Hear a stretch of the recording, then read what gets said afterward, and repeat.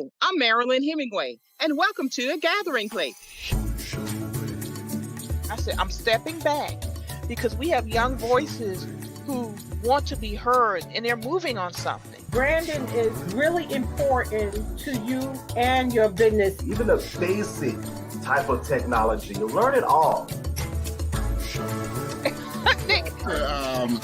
And people are Good question.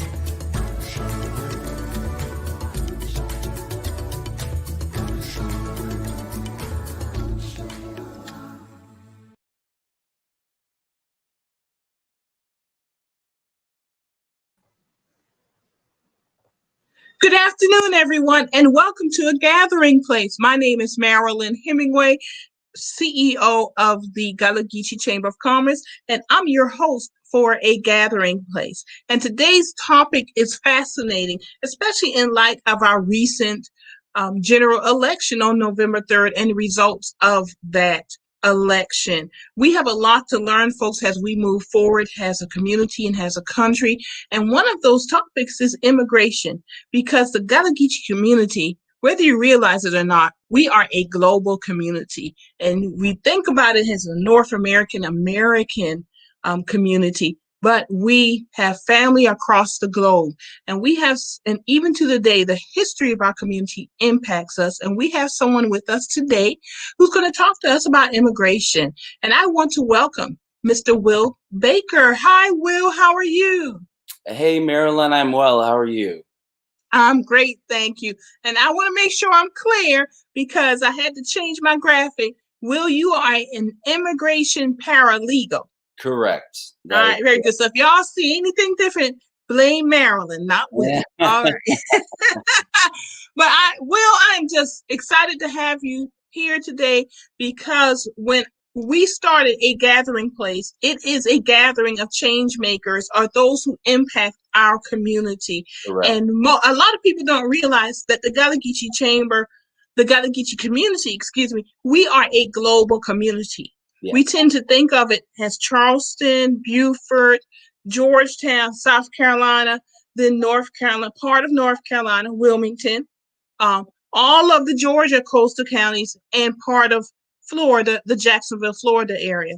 But we are bigger than that. We have cousins globally because of the transatlantic slave trade. The enslaved persons were brought from West Africa, but they didn't just come to North America. They actually went to the Caribbean islands, Barbados, Jamaica. All of those islands were cousins. Saint Lucia, yeah. That's right. And more enslaved individuals actually went to South America. South America, correct. That's right. Mm-hmm. It's a larger population in South America, and of course, England, because the transatlantic slave route was basically a triangle, and that's how most people kind of have been taught, that it's a triangle. So it was all connected. Enslaved persons were brought to grow certain commodities. The commodities were sent to England, and then basically the ships were sent back to Africa to purchase, unfortunately, enslaved individuals. So it was a triangle, and that is from day one of the Gullah Geechee Chamber of Commerce. Our mission has been to raise global awareness, profitability, and sustainability of African American businesses within the Gullah community. We have always been global. Mm-hmm. And that is for 400 years, that peculiar institution of enslavement of a people leads to 2020 with immigration. Because we all have those connections. We're all cousins, and those connections continue.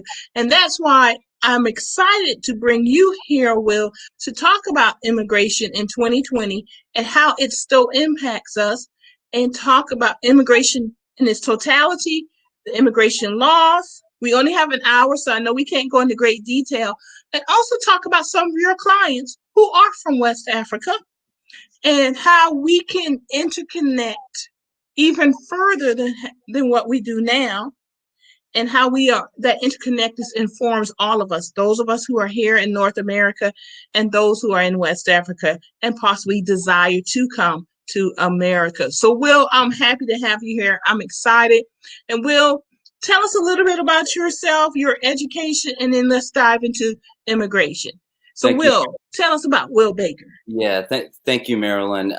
It's a pleasure to be here. As you can actually see behind me, this Is that Jonathan Green? this is a product of the Gullah Geechee community. Yes. And that is something that is wonderful and beautiful and should be preserved. You know, we should strictly We should celebrate. Yes, we should Yes, celebrate, yes. but we should focus on preserving arts and the food that the Gullah Geechee community brought to America. You know, as you know, the Gullah Geechee community came to America because slave owners couldn't deal with the heat and the stress of the Low Country. So did not have the knowledge about growing rice. Cultivation, correct. Yeah, the cultivation of rice and also indigo. Yeah, that's a whole nother story in of itself, but yes. Right. Mm-hmm. So rice, cultivation of vegetables, and other necessities and commodities were essential, and that's the reason why they focused on like West Africa, where those people were very used to a humid environment. I look back and I think about I read an article recently from the South Carolina tourism industry, and one of the things it said was, thanks to emancipation, the construction of bridges to and from the mainland, tourism and modernization of these areas, the culture itself has become a part of the foundation of South Carolina history. And that is true. And I would dare say it's become a part of American culture and history. It's the foundation of American culture and history. But go ahead, Will. Absolutely. And I have a PowerPoint presentation that I have prepared, and we're going to talk about the different types of visas that our firm focuses on. First of all, getting back to my biography, I studied English at the College of Charleston and minored in women's and gender studies. And so I was very I'm very well aware of the Gullah Geechee community within the Low Country. And I had many professors who were a part of that community, which was very helpful in building a foundation upon which I could base my writing skills and base my papers upon different stories that I read. I have been in the immigration law field for around 7 years, and have been with this firm for 4 years. And I love immigration law. It is very challenging under the Trump administration. It has been sometimes, at the end of the week, you look and it's like, do I have any fingernails left? Because things change on a daily basis. And the Trump administration has put into place policies that have truly been absolutely ignorant regarding immigration. And when we look at places such as, and I work with a lot of teachers, those are my main clients. I mainly focus on employment-based immigration. However, our firm also focuses on family-based immigration. But with employment-based immigration, many of my clients are from Jamaica. They're from St. Lucia. They're from West Africa. They're from, the West Indies. They are from all across the globe, India, and what is astounding to me is that these people, these hardworking individuals who have obtained advanced degrees in their field are not able to obtain visas because the Trump administration has made it so difficult for them to do that. They have to go back to their home countries to obtain the visas, hopefully, because with COVID-19, all the consulates are closed. So guess what happens to our public school system in the United States? You have uncertified teachers in the classroom teaching your children because of this administration's policies. And that is wrong. I don't think many people realize when we hear about the current administration's immigration policy, we think brown, we think our Hispanic and Latino brothers and sisters. Mm-hmm. We don't think Black. Mm-hmm. So we're not thinking of the islands, which they're our cousins, the West Africa area. And I am aware of it. I've read about it, kept up with it in a very shallow sense. I'll be quite honest, but I know a little bit more, I think, of other people because of my background working in healthcare. Because I work in healthcare. I have community health centers as my clients, and they provide a lot of healthcare for migrant workers.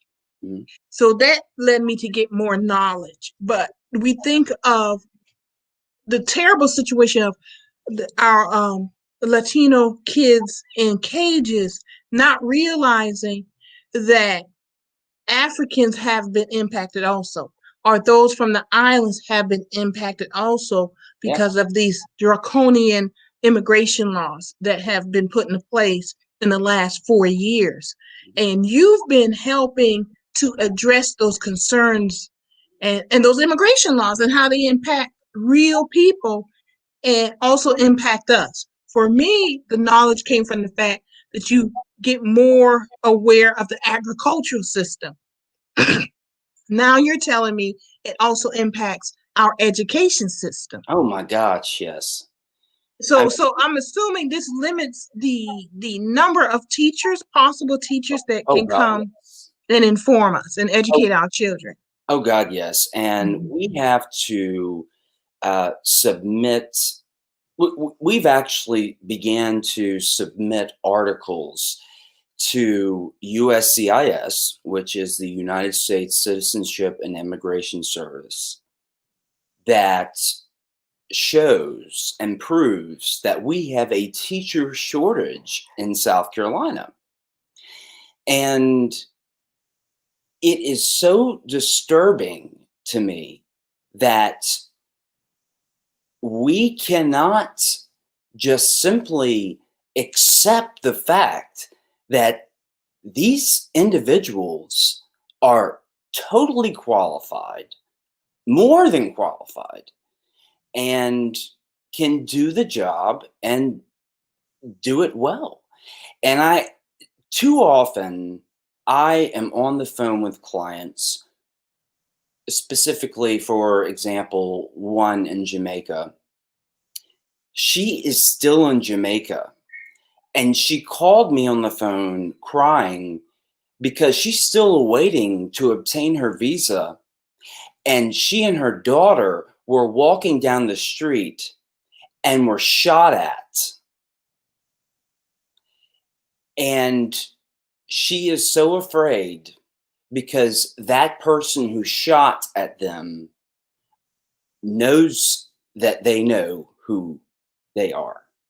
And the reason why this happens is because people in foreign countries, when you are in the US and you are, gainfully employed, they think that you have all this money, that you have made all of this money, and they target you. Uh-huh. That's so Mm-hmm. sad. That is Mm-hmm. so sad to me. And so half of I feel like half of my job is being a therapist to these people. And they become family to me. They become family to our attorney. They become family to our other paralegals. They become family. And even after they obtain their green cards and permanent residency, we still communicate with these people That's because wonderful. it's That's very good. Yeah, we have, yep, Ebony, that is a wow. That is wow information there. Thank you, Ebony. Thank you for looking at our viewing our show today. Wheelhouse, I was listening to you. There is more of a conversation, I should say, in our local community in Charleston in particular, that there's talk of really the history needs to include the Gullah history. Mhm. And I would think we could even take it further if we recognize our cousins who are here, who are wanting to come here to teach, that we need to make those connections so that it really is a curriculum that we could develop to make those connections between our history and our culture and our family, the diaspora of our family Yeah. in the Gullah community. So this is something that can be immediately impactful on our community and the broader community if we had clearer, more fair immigration laws, and hopefully that the future looks brighter, that we can really get serious about our immigration laws and start making some changes that we all can benefit from.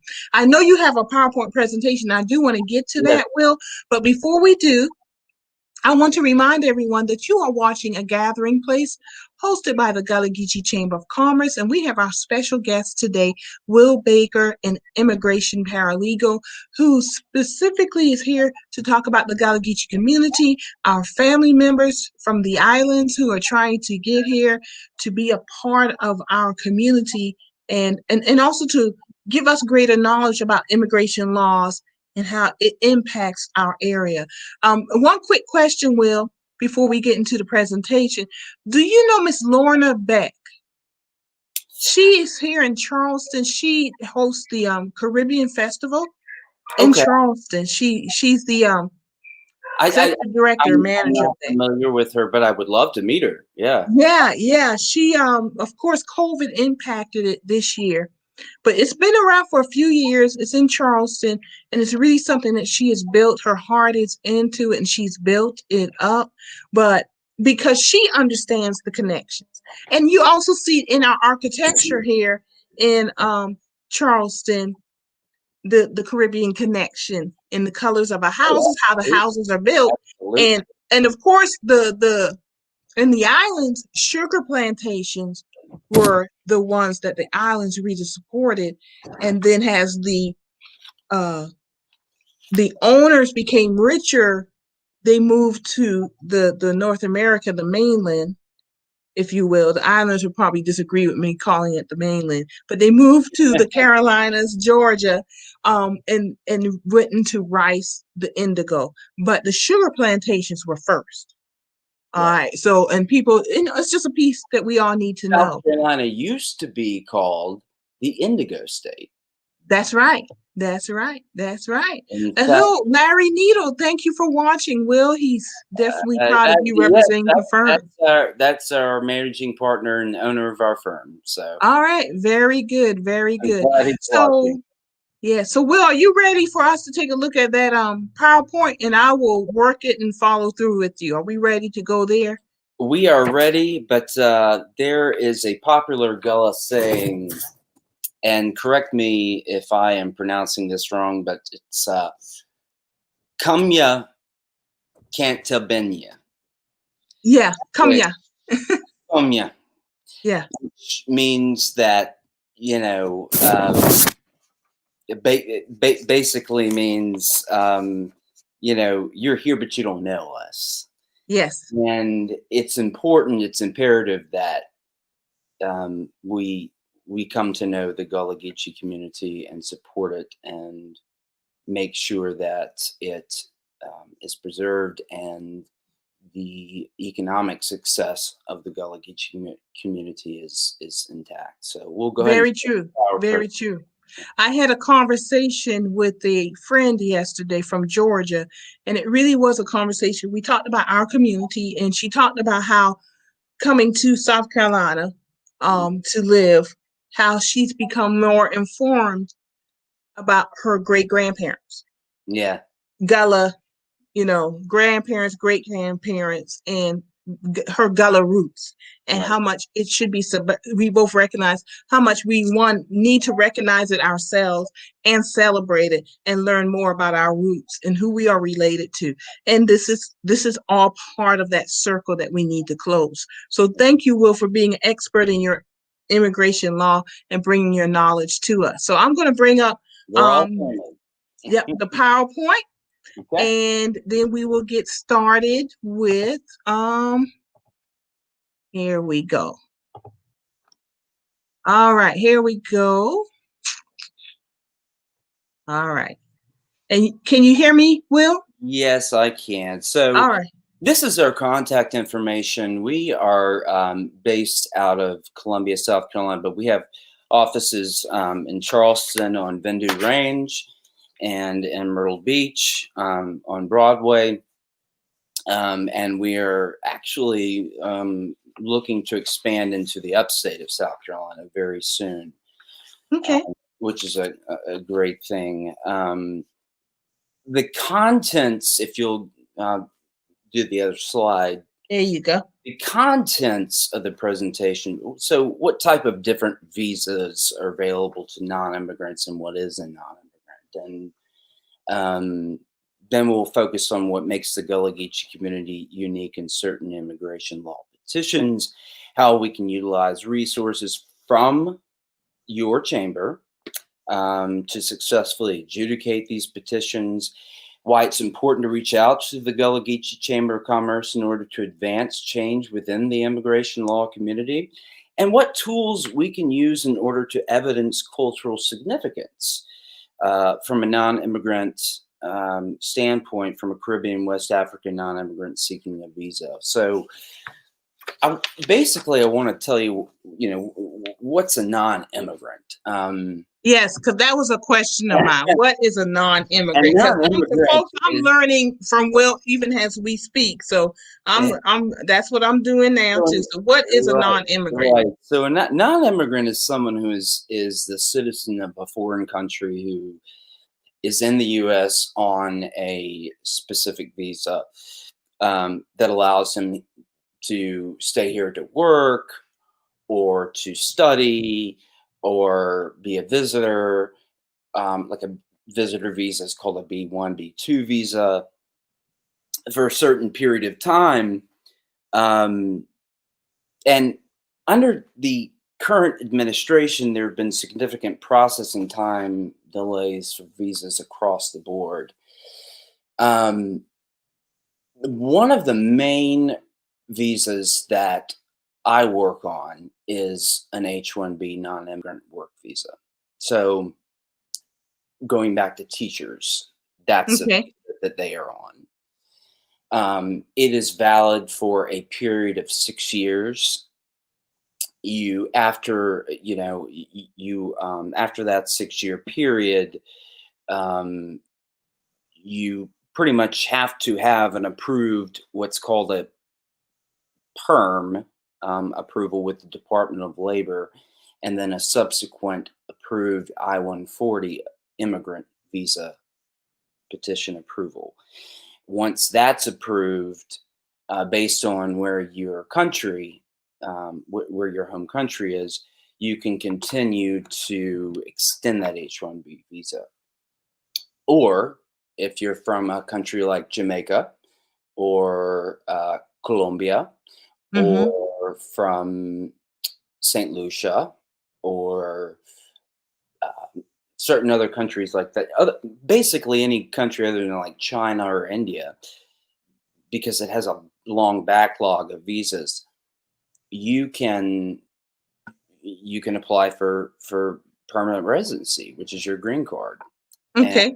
um, so that's very important. Now, what I want to focus on right now is what is called a P2 visa, which is one that is a visa for somebody who has extraordinary artistic talent and ability. And so currently I'm working with someone who is from right off the coast of West Africa.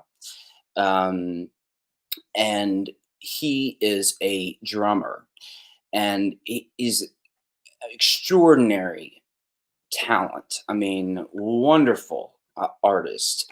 And we submitted his petition, and USCIS, as previously mentioned, U.S. Citizenship and Immigration Service, they issued what is very commonly under this administration is what is called a request for evidence. So they want to know, they want more information. Okay. They want to know, why is this culturally significant? So what we have had to do is examine and research how his artistic ability as a drummer, and there are so many videos, from the Ivory Coast off of West Africa where he has been, where he's from, and where most of his music stems from. We've had to research and find videos and find why that is culturally significant. And Mm-hmm. Mm-hmm. relating to the Gullah Geechee culture, it is significant in the sense that it is bringing that artistic ability that originally came to America, um, and it's bringing it and providing preservation for the Gullah Geechee community. Well, even as you were speaking, and as soon as you said drummer, anyone who does a minimum research of the Gullah Geechee culture will know how much drummers, the drums, are a significant part of our culture. Hmm. And just in South Carolina alone, you could from the north coast all the way down to the south coast, Horry County down to Beaufort and Charleston and everything else in between, Georgetown, where we are based, we have drummers. Hmm. And we have drummers who are drummers that you may see in the band, but more significantly, the drummers I am talking about who use the traditional instruments Yeah, from Africa.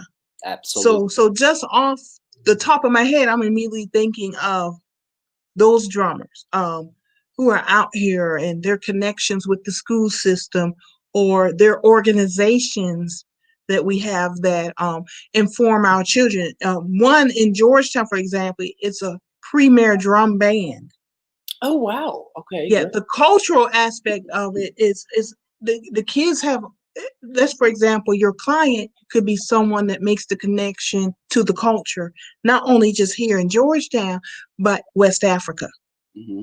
that you just didn't pick up this drum because it's something you're interested in. It is part of your culture. There's a history Correct. to this. Correct. And, and Hmm. Marilyn, in some of my research that I've conducted, I found that in during the 1700s, 1800s, enslaved Africans, they had many plantations. They had a set time around 5 o'clock p.m.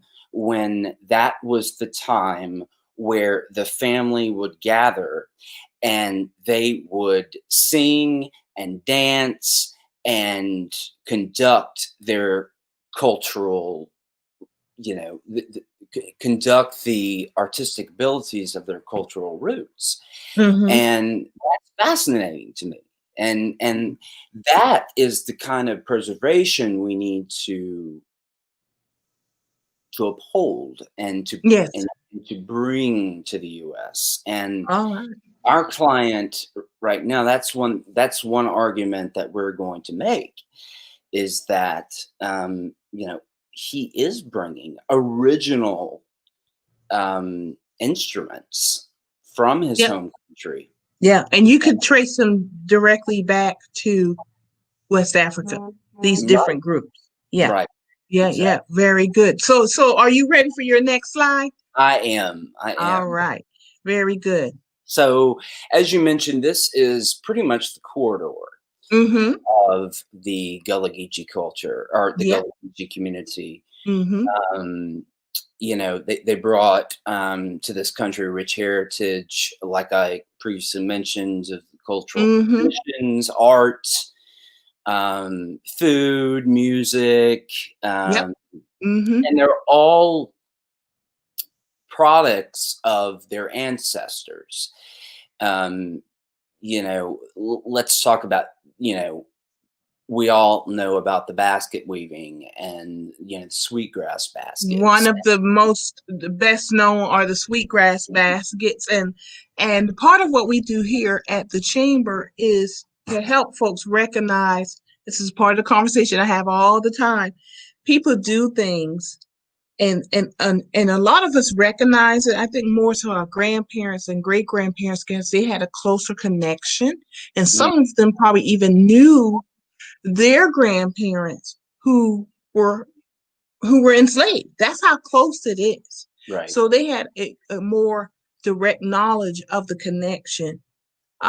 My generation, younger generations, we need to regain that knowledge of the African cultural traditions. We do them, but we don't necessarily make the connections between how we worship and sing, Right. the foods we produce. Okra comes from Africa, West Africa. The rice, Mhm. when you were talking about the humidity, the land itself, well, when the tectonic plates, separated, you can see the direct connection between West Africa and the coast of South Carolina, North Carolina, and Georgia, and how it Yeah. fits. So we should not be surprised that the wetlands of the Low Country very much reflect the wetlands of West Africa. Correct. And I will Mm-hmm. say this too. My great grandfather, actually, one of his talents, and you know, something that he loved to do was he he practiced basket weaving. And how did he learn that? Well, it came from the west coast of Africa. I mean, it came from those individuals. And so even people who aren't from West Africa, I mean, we're it's important. And I think that the Gullah Geechee Chamber of Commerce is doing a great job of incorporating and reminding people that, you know, you don't have to be a product of, you know, the Gullah Geechee culture, but you can certainly learn a lot from it, and you can put it into practice and make something out of it. Um, you know, I think that a lot of people um, it, stereotype hip hop, rap music, and they think it's a bad thing, but they have to understand that that's something that really that originated from their culture. Yeah, So it's all culturally based. right, exactly. Yes, it's all culturally based, and So the mhm. rhythm and the vibes and the hip hop and the dancing and all of that, all are incorporated into what they do. So I think it's very important to remember that. So through the immigration and what the clients that you are working with, how does this connect with immigration and someone wanting, we've talked on it briefly. I'm assuming your next slide may get into that. How does this help someone who wants to come to the United States? So someone who is abroad who has a specific talent or skill or has a broad range of education qualifications. This is very important, and thank God we will now have a new president who will make it easier for them to do this.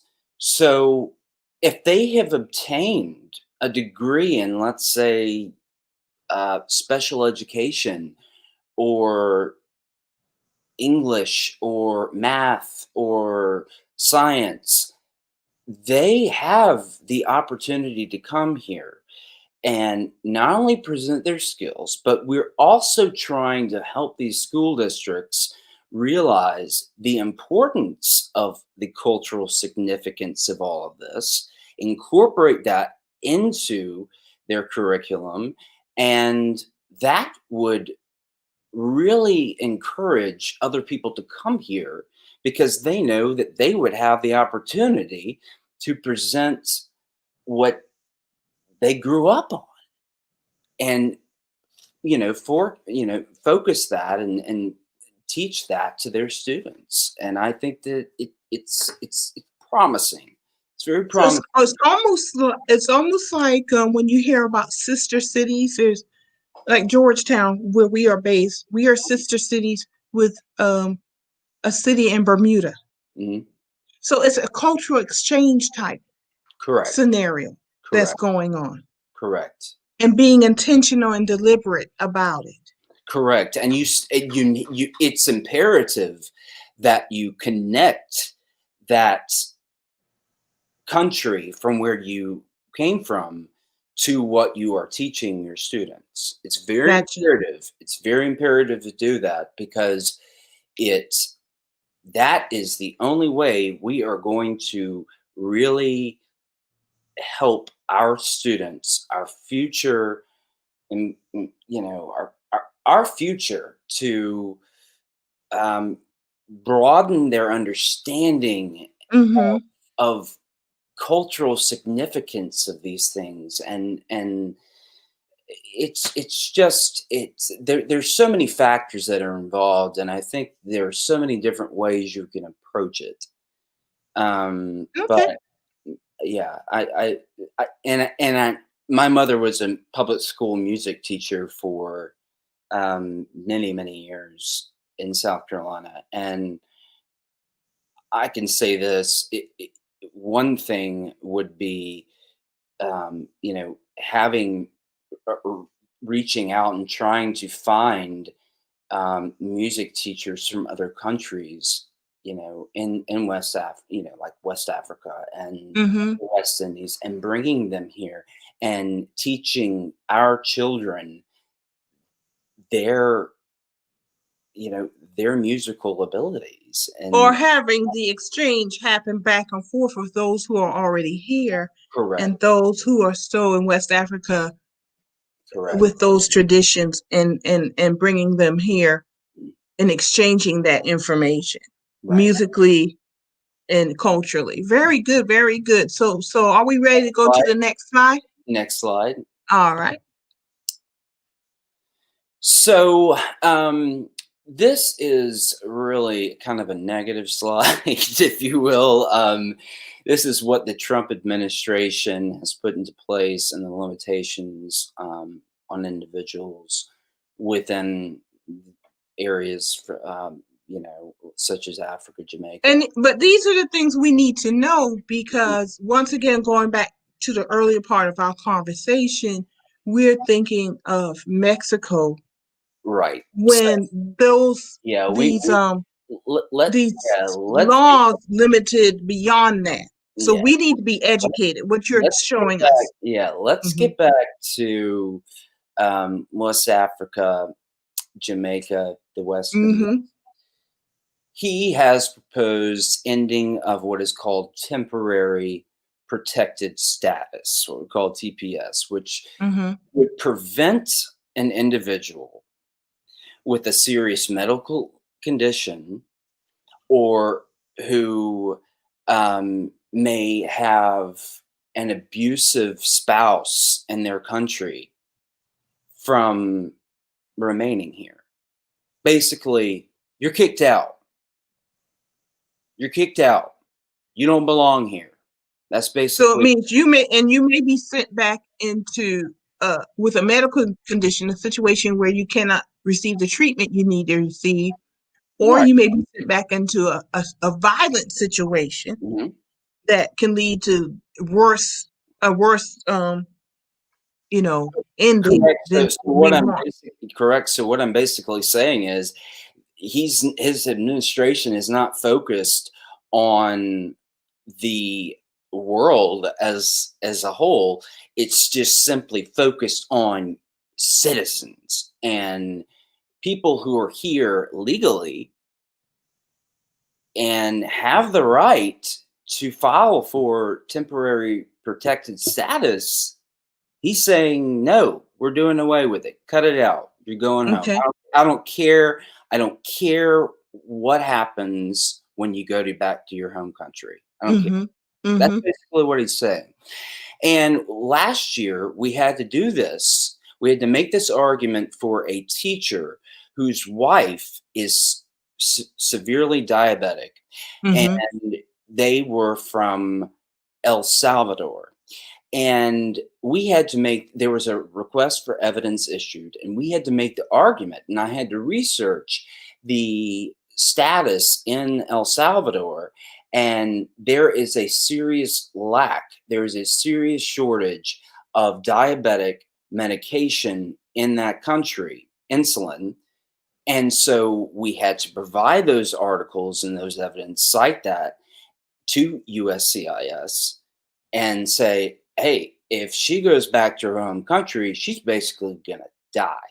Yeah. So these types of decisions or removal of the temporary protected status could be life-threatening. You're putting someone in a life-threatening Oh, situation. absolutely. So let Absolutely. me ask you this, Will.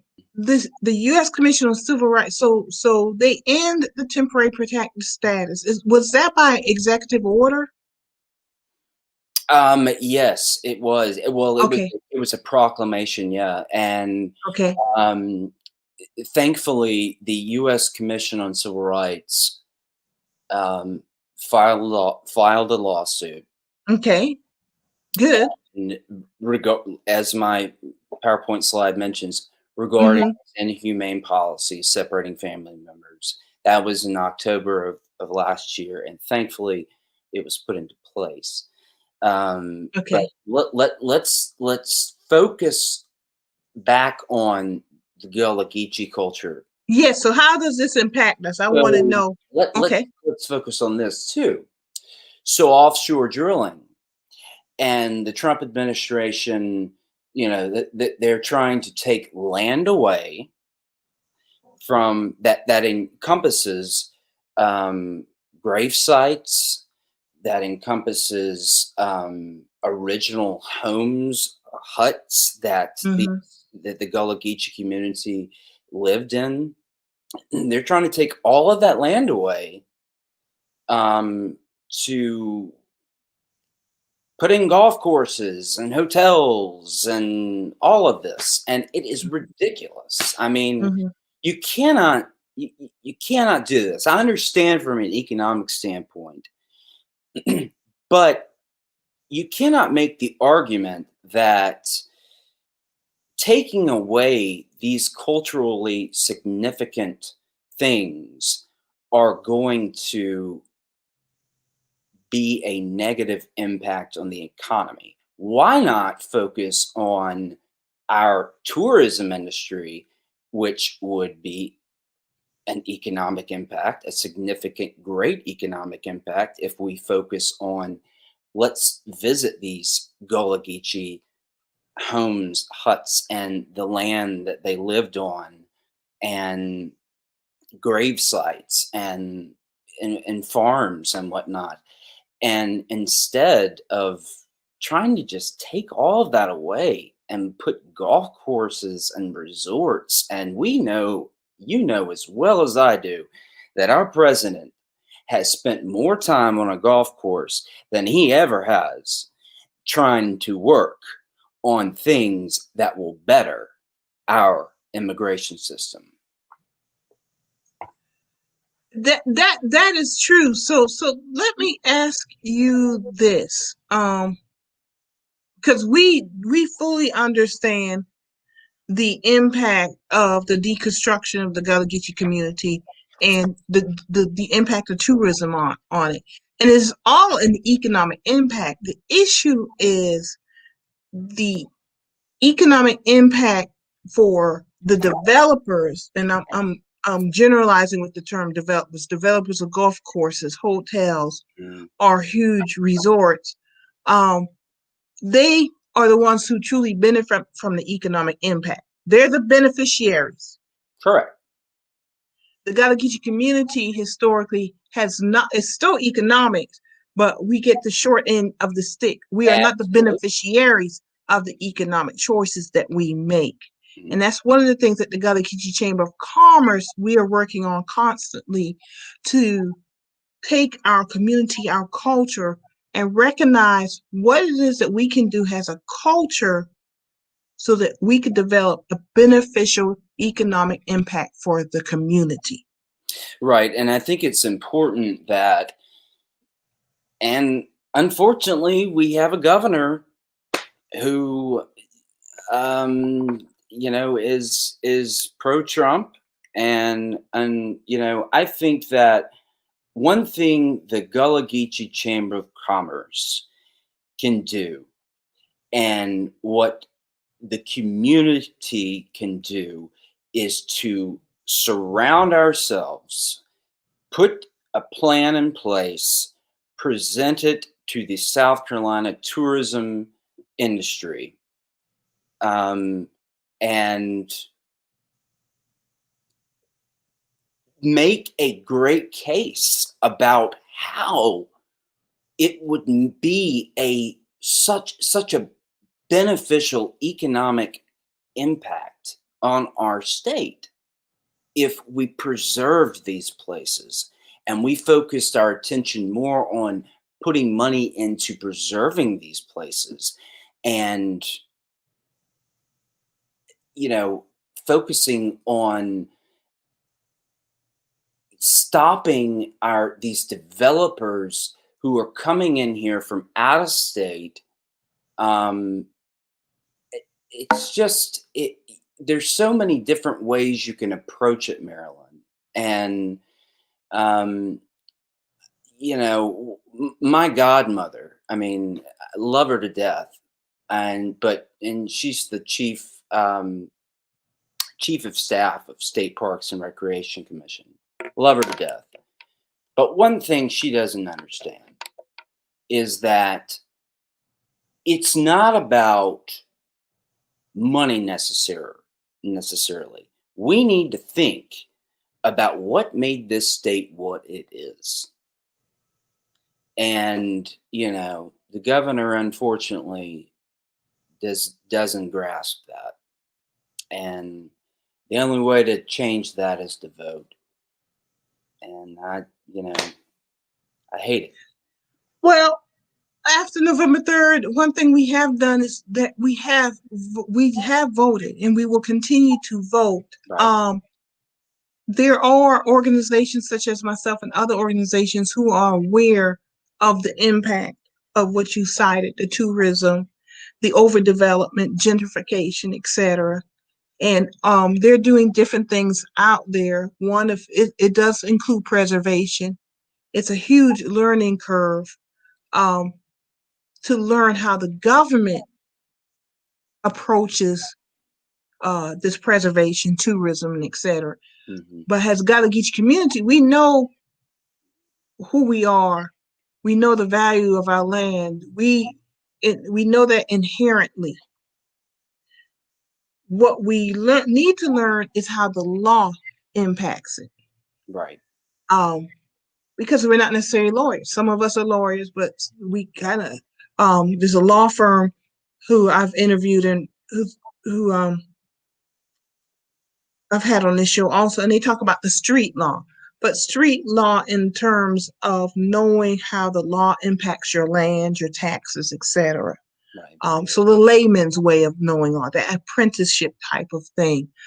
So my question is, I say all that. So my question is, because we're close to time. Yeah. We have like 7 minutes in the show. This has been Exactly. fascinating, and this is a discussion we need to have. So before I ask the question, I just want to remind everyone you are watching a gathering place hosted by the Gullah Geechee Chamber of Commerce, and today we're talking about the global Gullah Geechee community, and we're talking about immigration and how it still impacts us today, and how West Africa, Jamaica, the islands are still connected to this day. We inform each other, and immigration is a huge part of that. And informing means we're all teachers, we're all educators. But how does that impact education now? Um, so, if I can remember my question exactly what I was going to ask is, how do you connect what you just said with the cultural piece and preserving the land with immigration? These our family members who want to immigrate to America, how does it inform each other, the connection between the immigration and preserving Gullah Geechee culture? Well, you can inform your family that there are resources here in the US, such as our law firm, Mm-hmm. that can offer assistance. And there are a lot of Charleston County actually has a pro bono organization. There are many pro bono organizations in our state um, that are willing to offer free legal assistance. Um, Even if it's a simple 10-minute conversation of questions they have regarding how do they immigrate here? What are their options? What type of visa can they obtain? Those are things that you can reach out to your family members and let them know who may Mm-hmm. not be in the US. There are many resources, and I have provided several links. If you wouldn't mind, I know we can't get through the whole PowerPoint, but if you wouldn't mind just, you know, uh, providing the PowerPoint on the Facebook page, because on the last, Sure, I'll be happy to do, yeah, and the link. So I think the yeah, links are in the next. on the Um, last page, there are 4 links there we go. Yep. provided, Mm-hmm. that are really helpful. Um, you know,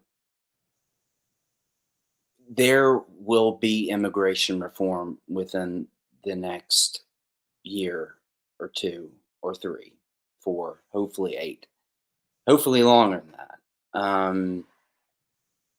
But if you have family members who have questions, um, they do have resources, and they can always reach out to me.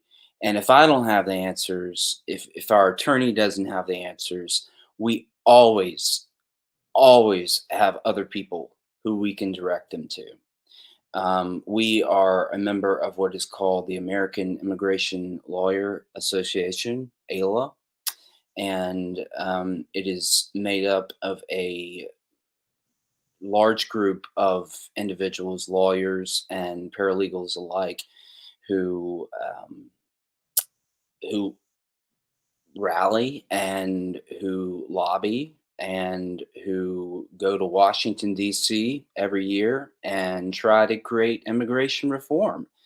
And there are resources, and what we want to do is make all of our clients, whether they be from West Africa, whether they be from India, whether they be from Jamaica, whether they be from China, we want them to feel safe and secure and know they have resources in the United States and that they can reach out to us at any time, because we in the United States are all immigrants. all of us. And I don't care what any right-wing conservative group says, we are all immigrants and we all come from different backgrounds and we all have something to offer. And the Gullah Geechee community, in my opinion, just growing up as a child in South Carolina, attending college in Charleston, and then, and going to the Low Country all the time, I know the impact and the cultural significance of the Gullah Geechee community, and it needs to be preserved, and we need to find ways to make sure that happens. And any way possible, we need to make that happen. And you, Marilyn, thank you for starting this chamber, because I think it's important, and I think it will grow, and I think it will prosper, and I think it will make a huge impact on not only our state, but in Georgia, in Florida, and in North Carolina. When we started this chamber, the goal was to the mission: raise global awareness, profitability, and sustainability. I knew from day one that it needed to be connected to our roots. And we have lots of questions that I couldn't see while we were in the mode, y'all. It's lots. So let me jump. Let's answer some of these questions while we're here. Okay. But thank you for saying that, Will, because I knew we had to communicate with family as part of who we are. Yeah. And I was just telling someone yesterday, coming to South Carolina, Georgia, the Gullah community is the closest many of us will get to Africa. Oh, yeah. Because it costs a lot of money to go to Africa. And plus, in the age of COVID, we're not moving around a lot. A lot of countries are not accepting our passports. So you can come to South Carolina and get close to your ancestral heritage. So the more we connect with our family in West Africa, the islands, South America, the more it informs who we are. Right. The more we know about our roots, and it does preserve the culture. We have a lot of questions. Let's go ahead and take some of them. How about that? Or some comments. Let's do it. This is Taiwan Scott. Hey, Taiwan, I have noticed more immigrant workers from European countries versus Central, South American, and Caribbean countries. Not quite a question, but you may be able to speak to that, Will, regarding that. Yeah, we a lot of our clients are from Europe, and they're particularly clients who are executives who own companies in Europe and have entities in the United States.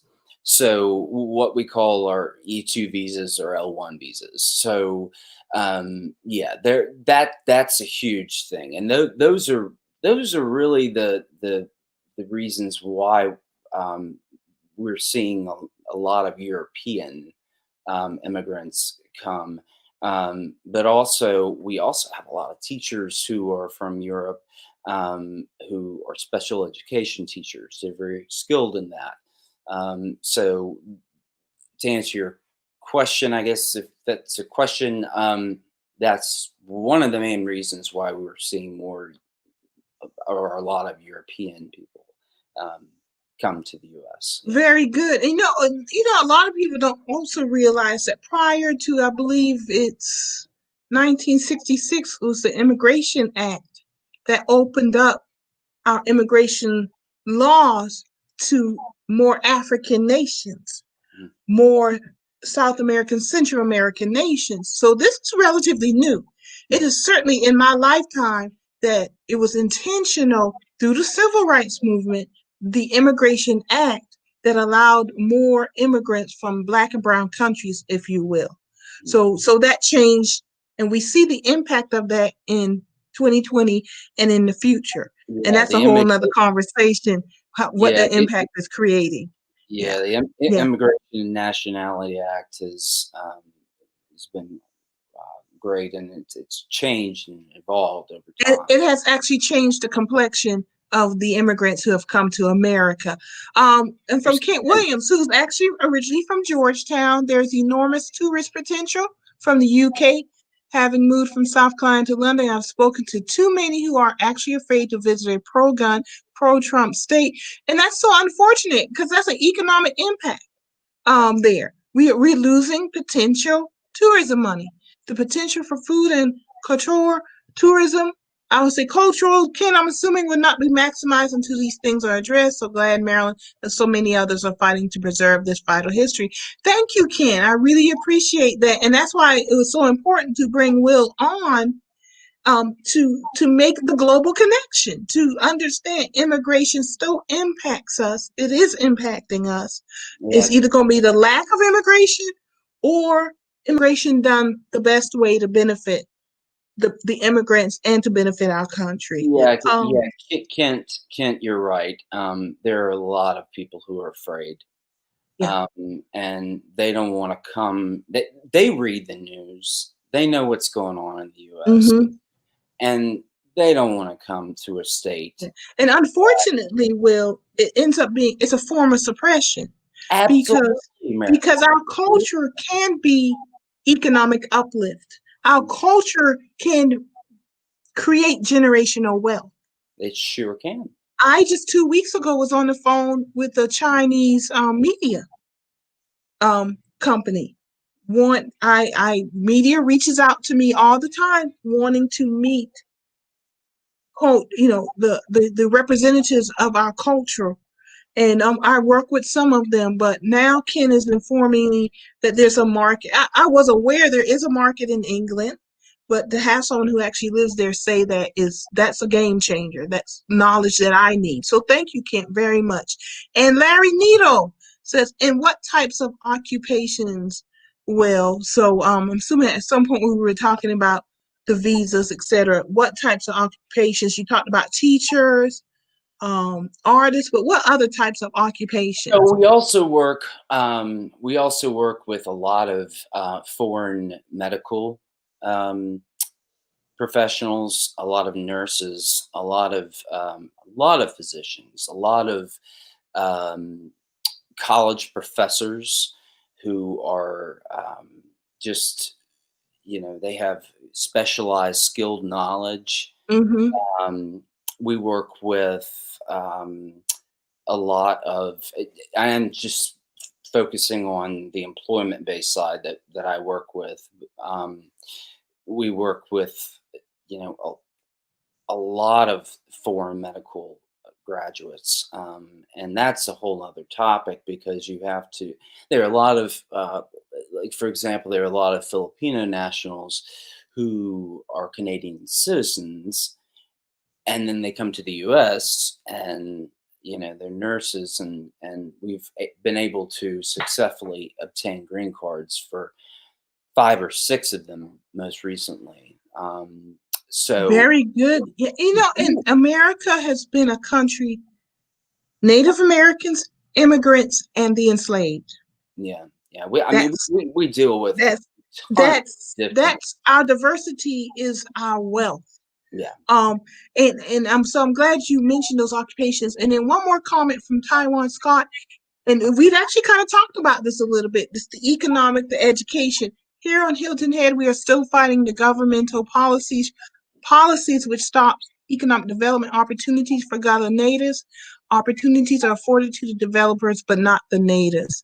And imagine what we could do if we made those global connections that Will is talking about with welcoming our immigrant family members to absolutely. to And to to to share cross cultural lines. And we do have people from America that go visit. There was a recent documentary, Gullah Roots.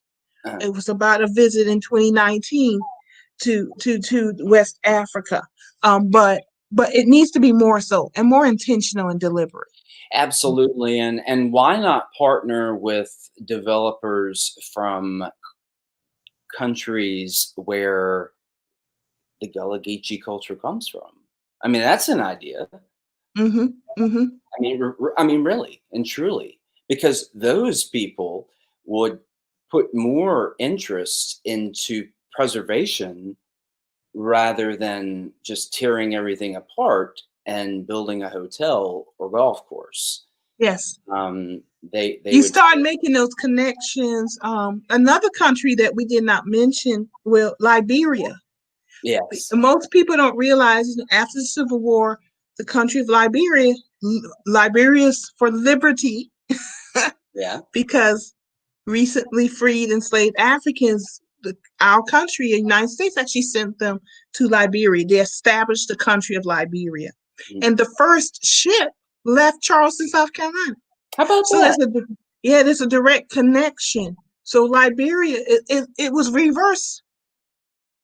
It was a reverse immigration. Right. So descendants, once again, That's even cousins, more important. family, yeah, descendants went back to Africa and the country of Liberia was established. So the wealth of the culture, the wealth of the history, it is global. There is economic development opportunity Right. And this is in what that. this whole conversation was supposed to be about. It is. Yeah, I mean, it's, yeah. And we're gonna have you back because these are the topics. They're a little bit heavy, and I do recognize that. You might need to write a book. So, well, I did write a children's book. okay. Well, I need to see that. I need to. I'll buy it and read I'm it. But sorry, I forgot to mention that. But yeah, yeah, we need to know that. But we're gonna have to bring you back, Will, because these are the topics that we need to get informed about. Um, so we can understand the global picture, the bigger picture. And now that we have a new administration thank God. that is going to reopen us globally, Yes. the Paris Accord Agreement, Yes. that's huge. People don't understand that, but we here at the Gullah Geechee Chamber of Commerce have always been about addressing climate change, um, letting people know about the career and business opportunities in green renewable energy, and addressing our environment, nurturing and protecting our environment, because that connects us. It connects us to West Africa. It connects us to the land and the water. So you are bringing that immigration piece in that people really truly need to understand. Correct. And Yeah, it's something that a lot of people just don't understand. I mean, on yeah, a daily basis, what we go through. yeah. Thank goodness, thank God that we will have something more positive. And I totally understand. And I appreciate that. Well, we're gonna bring you back, Will, and all really right, dive into. We'll do a part 2 and part 3 if necessary, there we go. because this is why we have a gathering place to educate our folks and get more knowledge. And Kent, we got one more thing from Kent because it touches on what you were saying. African immigration has been vital to the UK, especially to the National Health Service. And Kent, I do. That is true. That is true. And in America, we have a community health center system that people are not aware of. It's a quietly hidden gem in our country of over 4,800 community health centers, and many immigrant doctors are in those health centers, and people don't realize it. So they've been kind of slammed a little bit with these immigration laws also. Yeah. Absolutely. And I'm sure you're aware of that, Will, also. Oh yes. Yeah, yeah. So it really does impact our daily lives. It's not removed from us at all. And people need to realize that. And this is a great start, Will, to this conversation that we need to have. Yeah. So thank you, Will, for coming and joining us. Really appreciate Thank you, this. This was a Marilyn. good It's, Sunday discussion. I'm always open to any questions. My email is on the PowerPoint. You can feel free to email me. Our attorney is amazing. He's been in practice for about 25 years, solely on immigration law and employment law, and so he's more than welcome to answer any questions you may have. Like I said, I'm a paralegal. I cannot give legal advice, but I can tell you just my personal experiences. And I would love to follow up, and we'll definitely be joining the Gullah Yes, please Geechee. do. And you tell Mr. Needle he can come on over. He will, and I'm sure Obviously, he will. we represent, yep, FQHCs. I know all about them. Yeah, Good job, there he Mr. is. Needle. That's Mr. really, I really do appreciate that. I really do. I do. I've done some help, some do some rebranding. Yeah, And that is a whole nother conversation. I need to, Mr. Needle might need to come on and talk about federal qualified health centers. I'm sure he would love to. And so, Taiwan, you are welcome. This was actually a very Thank good you, Taiwan. conversation. And we look forward to bringing Will back. So y'all think about more questions, because this is a deep dive, and we need to have this deep dive again. And if y'all have questions before that, before Will could come back, y'all call the law firm. This show will be on our Facebook page and our YouTube channel. And just look it up. And I'll share the numbers directly in the comment section also. Will, thank you for joining us today. We certainly appreciate having you here. Thank you so much, Marilyn. You have a great evening, and all right. Thanks to everyone, and we look forward to a great 2021 with a yes, we do. administration. Yes, we do. Thank you, Will. Have a good weekend. All right, you too. All right, bye-bye. And everyone, thank you for joining us this evening. What a wonderful deep dive into immigration and how it does impact us directly. It is not removed from us at all, folks. And let's just admit, sometimes we have a tendency of thinking that's the other folks' problem. And it's not. This is something that impacts us, impacts our family members around the globe, economically, and also in the family sense and educationally. So we have a chance to learn more and do something about it moving forward. This is what we're about at a gathering place, our semi-weekly gathering of change makers impacting the Gullah community. Please join us this Wednesday at 4:00. We will have another show. It may be an encore show, but join us every Wednesday at 4 and Sunday at 4. Thank you for joining us at a gathering place. What a great show today, folks. We look forward to seeing you on Wednesday, and enjoy the rest of your weekend. Goodbye.